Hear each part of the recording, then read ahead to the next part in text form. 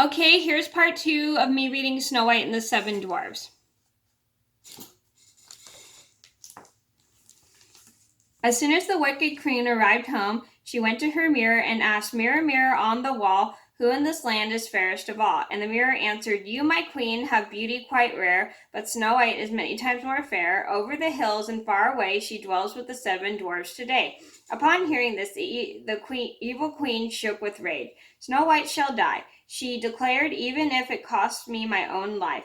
And she went into a secret chamber and created a poisonous apple. It was beautiful to behold, but purely white on one side and rosy red on the other, so powerful that the queen's magic had anyone who looked at it would desire it, but would die after a single bite. The queen disguised herself one more time and set out for the dwarf's cottage. She knocked on the door.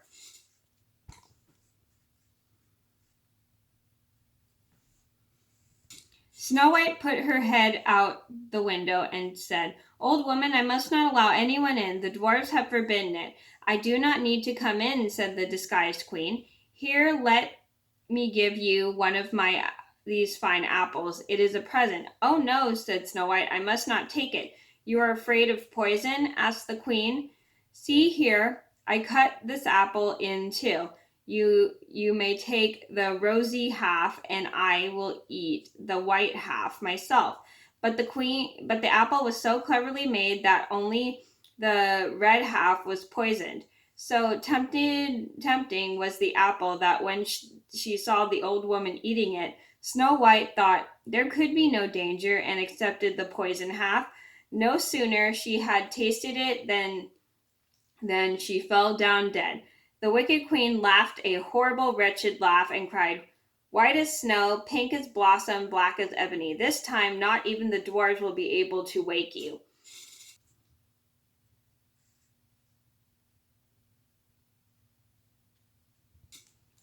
She hurried home and asked the mirror, "Mirror, mirror on the wall, who in this land is fairest of all?" And the mirror answered, "You, my queen, are fairest of all." And her evil, envious heart found rest. That night, when the dwarfs came home, they found Snow White lying dead on the ground. They lifted her tenderly and searched for the object that might have caused the harm. They unlaced her bodice, combed her hair, and washed with water and wine, but it was all in vain. Dear Snow White was dead, and dead she would remain.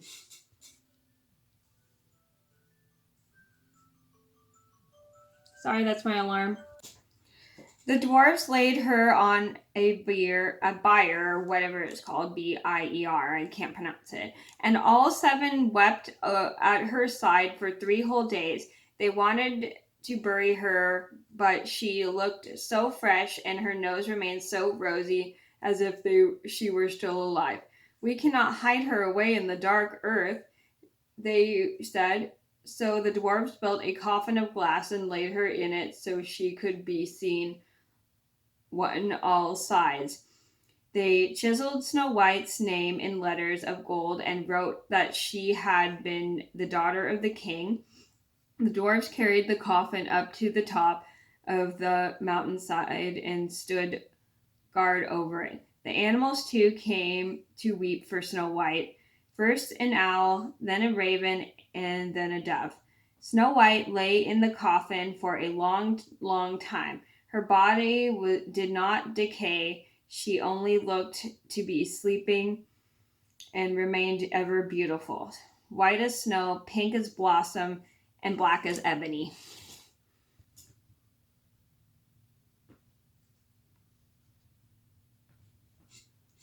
It happened one day, much later, that a handsome prince discovered the coffin on the mountain, saw the written gold letters, and became entranced by Snow White. "If you let me have the coffin," he said to the dwarfs, "I will give you anything you ask."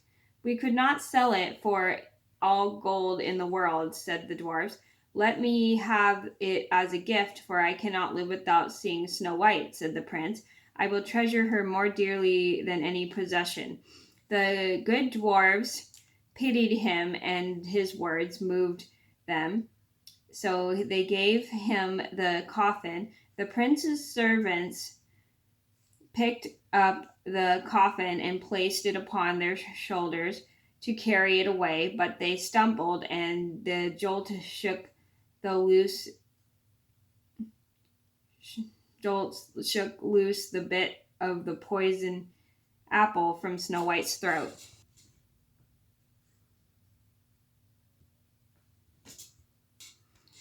She opened her eyes and sat up alive once again. "Where am I?" asked Snow White. "You are with me," replied the prince, who told her all that had happened.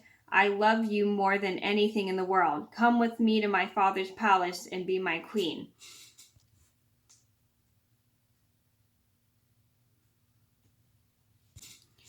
And Snow White loved him too and went with him, and their wedding was arranged with much glory and splendor.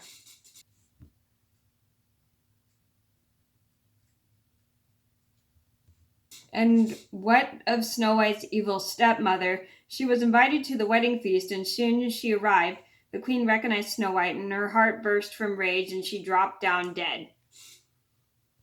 Okay, that was me reading Snow White and the Seven Dwarves. Thank you guys so much for watching. Please be sure to like and subscribe if you haven't already. I post every day except for Tuesday and Friday afternoon sometimes, and I'll see you in another video soon. Bye!